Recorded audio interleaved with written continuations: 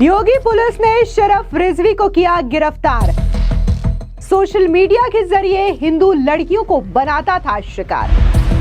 शरफ रिजवी ने पहचान छिपा करके 12 हिंदू लड़कियों से किया जबरन निकाह। वाराणसी में विदेशी फंडिंग से धर्मांतरण की साजिश का हुआ बड़ा खुलासा। इस वक्त की बड़ी खबर सामने आ रही है वाराणसी से, जहां शरफ रिजवी नाम के शख्स को उत्तर प्रदेश की पुलिस ने गिरफ्तार किया है। बता दें कि मैट्रिमोनियल साइट से लड़कियों को ये जो शरफ रिजवी है वो तो पहले फंसाता था और उसके बाद इसने फेक आईडी बना करके 12 हिंदू लड़कियों से जबरन शादी की है। आपको बता दें कि पहले तो ये उन हिंदू लड़कियों को अपने प्रेम के जाल में फंसाता था और उसके बाद उनसे धर्म परिवर्तन करने का दबाव बनाता था और जबरन निकाह करता था। आपको याद दिला दें कि इससे पहले उत्तर प्रदेश के बलरामपुर से छांगुर बाबा का ही केस सामने आया था, जहां पर एक धर्मांतरण का बड़ा रैकेट चल रहा था, जिसका भंडाफोड़ भी यूपी पुलिस की ओर से किया गया था। और उसके बाद मुख्यमंत्री योगी आदित्यनाथ ने भी स्पष्ट चेतावनी दी थी कि जो भी बहन बेटियों की इज्जत के साथ इस तरीके का खिलवाड़ करेगा उसे बख्शा नहीं जाएगा। अब सुनिए क्या कुछ मुख्यमंत्री योगी आदित्यनाथ ने छांगुर बाबा को लेकर के कहा था। आपने देखा होगा अभी समाज विरोधी और राष्ट्र विरोधी कार्रवाई में लिप्त तत्वों के खिलाफ कैसे कार्रवाई हो रही है। बलरामपुर में आपने देखा होगा एक जल्लाद को हम लोगों ने वहां पे भी गिरफ्तार किया है। कैसे वहां हिंदू बहन बेटियों के इज्जत के साथ खिलवाड़ करता था, पैसे में सौदेबाजी करता था, लेकिन अब ऐसे तत्वों के साथ सख्ती की जा रही है।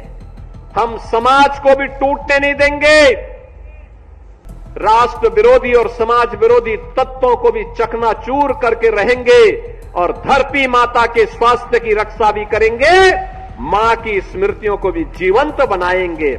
यह अभियान इसी का परिणाम है। अब ऐसा ही केस जो है वो वाराणसी से सामने आया, जहां पर एक शख्स जो है वो 12 हिंदू लड़कियों को पहले तो अपने प्रेम जाल में फंसाता है और उसके बाद उनसे धर्म परिवर्तन का दबाव बना करके निकाह करता है। जी हां, वाराणसी में एक चौंकाने वाला मामला सामने आया, जिसमें फर्रुखाबाद के मोहम्मद शरफ रिजवी ने अपनी पहचान छिपाकर 1-2 नहीं बल्कि 12 हिंदू लड़कियों से निकाह किया। पुलिस ने उसे सारनाथ से गिरफ्तार किया है। पुलिस की जांच में यह बात सामने आई है कि रिजवी ने मैट्रिमोनियल साइट और सोशल मीडिया का इस्तेमाल करके हिंदू लड़कियों को अपने प्रेम जाल में फंसाया।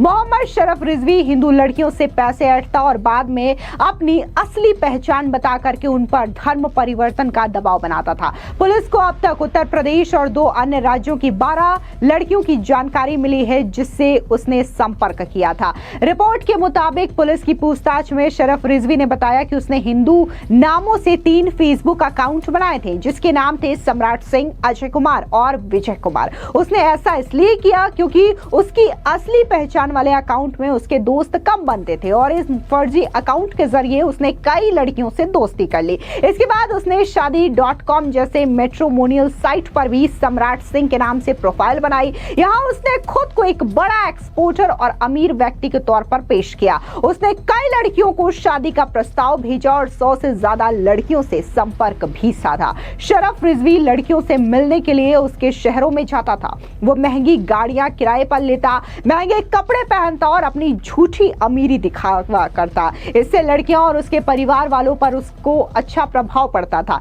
एक बार जब वो लड़की के परिवार पर भरोसा जीत लेता था तो शादी की तैयारियों या फिर किसी और बहाने से वो लड़की या फिर उसके फैमिली से पैसे ऐंठना शुरू कर देता। सारनाथ की एक लड़की ने उसने शादी के नाम पर 5 लाख रुपए ऐंठे थे। इसके अलावा वो लड़कियों के साथ शारीरिक संबंध भी बनाता था। जब कोई लड़की उस पर शादी के लिए ज्यादा दबाव डालती तो वह अपनी असली पहचान बता देता और अपना नाम उजागर करता था। वो लड़की से यह कहता था कि अगर शादी करनी है तो फिर धर्म परिवर्तन करना पड़ेगा। जब लड़कियां इससे इनकार करती तो वो पैसे वापस मांगने पर उन्हें जान से मारने की धमकी देता था। पुलिस के मुताबिक इस तरीके से उसने 12 लड़कियों को धर्मांतरण के लिए मजबूर करने की कोशिश की थी। पुलिस जांच में एक कट्टरपंथी संगठन का नाम भी सामने आया है जो कि रिजवी को कथित तौर पर फंडिंग करता था। पुलिस इस संगठन की पूरी जानकारी जुटा रही है, लेकिन अभी तक उसका नाम सार्वजनिक नहीं किया गया है। रिजवी ने बताया कि वो कई कट्टरपंथी ग्रुप्स से जुड़ा हुआ है, जहां उसे इन कामों के लिए बकायदा पैसे दिए जाते थे और प्रोत्साहित किया जाता था। बता दें कि रिजवी को सारनाथ की एक लड़की की शिकायत पर गिरफ्तार किया गया। उसने इस लड़की से 5 लाख रुपए और शारीरिक संबंध बनाए थे। जब उसने उस पर धर्मांतरण का दबाव बनाना शुरू किया तो लड़की ने पुलिस को इसकी जानकारी दे दी। रिजवी जब उस लड़की से मिलने आ रहा था तभी पुलिस ने उसे आशापुर पुलिस चौकी के पास से गिरफ्तार कर लिया। पुलिस को उसके पास से 50,000 रुपए नगद, 3 आईफोन, आधार कार्ड और पैन कार्ड भी बरामद हुआ है। पुलिस ने उसके खिलाफ धोखाधड़ी, धर्मांतरण का दबाव और धमकी देने जैसे कई गंभीर धाराओं में मामला दर्ज किया है। आपको याद दिला दें कि इससे पहले झांगुर बाबा का जो केस सामने आया था उसमें भी जो पीड़ित लड़कियां उसके चंगुल से निकली थी, उन्होंने भी कैमरे के सामने आकर के बड़े खुलासे किए थे और यहाँ पर इन लड़कियों ने बताया कि कैसे झांगुर भी बकायदा इन लड़कियों को पहले इस तरीके से ही जाल में फंसाता था। झांगुर ने भी कई सारे लड़के रखे थे जो कि बकायदा अलग अलग कैटेगरी की लड़कियों को फंसाता था और उसके बाद उनके एक रेट कार्ड भी फिक्स हुआ करते थे और उसी हिसाब से उन लड़कों को पैसे दिए जाते थे जो हिंदू लड़कियों को अपना टारगेट बनाते थे। ऐसे में एक लड़की ने क्या कुछ झांगुर बाबा और उसके धर्मांतरण रैकेट को लेकर के खुलासा किया, आप भी सुनिए। एक रुद्र शर्मा नाम का लड़का मेरी मम्मी को मिला था कानपुर में 2019 में। उसने कहा था कि हम तुम्हारे पति की शराब छुड़वा देंगे। एक बाबा है झांगुर पीर, उनके पास बड़े बड़े अधिकारी आते हैं दुआ लेने और तावीज लेने। उसके बाद 2019 में हम बाबा से मिले। तुम लोग कहाँ के रहने वाले हो? औरैया के। औरैया के। हाँ। और कहाँ ये कौन मिला आपको? रुद्र शर्मा। रुद्र शर्मा। कहाँ मिला रुद्र शर्मा? कानपुर में। मम्मी जा रही थी अपने मायके जब। अच्छा। तो उसने कहा कि शराब पीला छुड़वा देंगे। फिर 2019 में हम बाबा से मिले जब बाबा लखनऊ आए थे। उन्होंने एक तावीज़ दी हमें और दुआ भी पढ़ी और उसके बाद हम अपने घर पे आ गए। रुद्र शर्मा मेरे घर भी आता जाता था। मेरी मम्मी को वो बहन बोलता था और उसकी बहनें भी आती थी नाम बदल के, हिंदू नाम बता के। 2024 में उसने कहा कि बाबा कानपुर आए हैं, उनसे मिल लो चल के, नहीं तो चले जाएंगे। हम उसके साथ चले गए। वो मुझे एक फतेहपुर मस्जिद में लेके गया, वहाँ पे मेरा जबरदस्ती निकाह कराया। तब हमें उसका नाम रुद्र शर्मा है, उसका असली नाम मेराज अंसारी है। तभी हमें उसका असली नाम पता चला, मेराज अंसारी। बाबा पहले पता था कि बाबा मुसलमान है कि नहीं पता था? बाबा को तो पता था मुसलमान है, पीर बाबा। उनके पास बड़े बड़े अधिकारी जाते हैं दुआ लेने, तावीज़ देते हैं, ये पता था।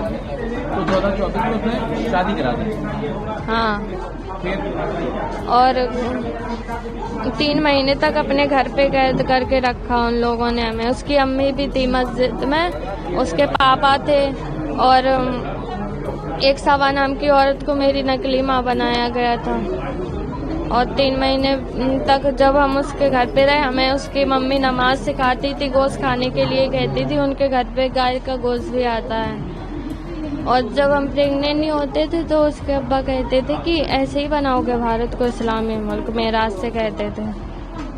और उसका भाई अक्सर कहता रहता था कि 2047 तक ये मुल्क हमारा होगा।